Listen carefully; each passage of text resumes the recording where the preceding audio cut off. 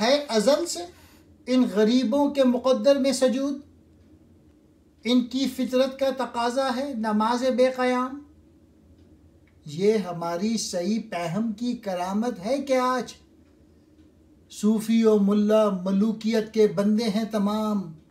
طبع مشرق کے لیے موضوع یہی افیون تھی، ورنہ قوالی سے کچھ کمتر نہیں علم الکلام۔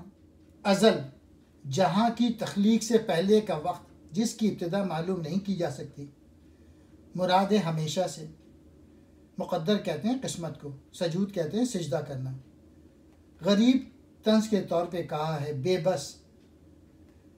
فطرت سرشت کو کہتے ہیں، قیام کھڑے ہونا۔ نماز بے قیام وہ نماز جس میں کھڑے ہونے کی نوبت نہ آئے اور نمازی سجدے ہی میں رہے۔ یہ لوگ جو ہماری تدبیر کے سامنے بے بس اور لاچار ہیں، آج سے نہیں ہمیشہ سے ہی ہیں، ہمارے نظام کے پرستار چلے آتے ہیں۔ اپنے آقاؤں کے آگے جھکنا ان کی قسمت بن چکی ہے۔ ان کی زندگی کی مثال تو ایسی نماز کی سی ہے جس میں قیام کرنا، کھڑے ہونے کا رکن موجود ہی نہیں، صرف رکوع اور سجود ہی ہے، جھکنا ہی جھکنا۔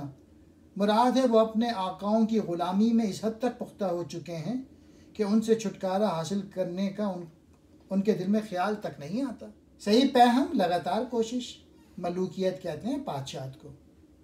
صوفی جو تصوف یا طریقت کو اپنائے ہوئے ہے، کرامات کسی صوفی سے ایسی بات یا کام کا ہونا جسے عقل سمجھنے سے قاصر ہو۔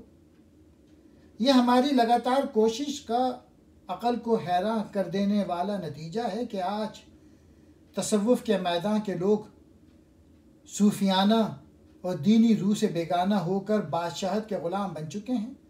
وہ صوفی جن کے بوریا کے آگے کبھی تخت جھکتے تھے، آج خود بادشاہوں کے تخت کا طواف کر رہے ہیں۔ یہی صورتحال علماء دین کا بھی ہے۔ کل تک جو جابر سلطان کے سامنے کلمہ حق کہنے سے خوف نہیں کھاتے تھے، آج مصلحت کا شکار ہو کر ان کی ہاں میں ہاں ملا رہے ہیں۔ طبع مشرق، مشرق کا مزاج، مشرق لوگوں کی طبیعت، کمتر زیادہ کم، موضوع کہتے ہیں مناسب۔ افیون ایک نشہ آور چیز، قوالی وہ راگ جو صوفیانہ محفل میں روح کی بالیدگی کے لیے گایا جاتا تھا۔ علم الکلام، کلام کا علم، یہ ایسا علم ہے جس میں دین کی باتوں کو عقل اور دلیل سے ثابت کیا جاتا ہے۔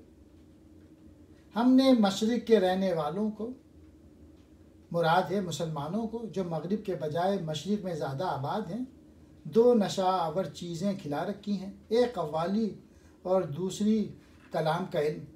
قوالی کو صوفیانہ نظام میں بڑا عمل دخل رہا ہے اور اسے روحانی جذبات میں اشتعال پیدا کرنے کا ذریعہ سمجھا جاتا رہا ہے، لیکن آج صوفیانہ حلقوں میں تصوف کی اصل روح تو غائب ہو چکی ہے اور صرف قوالی پر زور ہے، ایسی قوالی جو روح پر کوئی اثر مرتب نہیں کرتی۔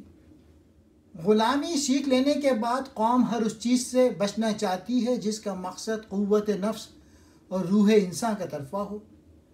اللہ کو چھوڑ کر غیر اللہ سے رشتہ جوڑنے سے یہی نتیجہ نکلتا ہے۔ سورہ ذریات میں ہے، اور میں نے نہیں پیدا کیا جن اور انسان کو مگر یہ میری ہی عبادت کریں، یعنی اللہ کے آگے جھکنے کے لیے پیدا کیا تھا، غیر اللہ کے آگے نہیں۔ آج کل کے صوفی اور ملا بھی غلام بن گئے اور اپنا منصب چھوڑ چکے ہیں۔ ان کو یہ بات زیب نہیں دیتی کہ وہ غیر اللہ کے غلام بن جائیں۔ سورہ مجادلہ میں ہے، جو لوگ اللہ پر اور آخرت پہ ایمان رکھتے ہیں ان کو تو ایسا نہیں پائے گا کہ وہ محبت کریں ان سے جو اللہ اور اس کے رسول کی مخالفت کرتے ہیں، اگرچہ وہ ان کے باپ ہوں یا ان کے بیٹے ہوں یا ان کے بھائی ہوں۔ آج کل تو توحید کو صرف علم الکلام یا قوالی سمجھ لیا گیا ہے۔ یہ عمل کی چیز ہے، یعنی صرف اللہ کو طاقت سمجھنا توحید ہے۔ سورہ قصص میں ہے، وَلَا تَدْعُ مَعَ اللَّهِ إِلَٰهًا آخر، اور مت پکار اللہ کے سوا کوئی اور حاکم۔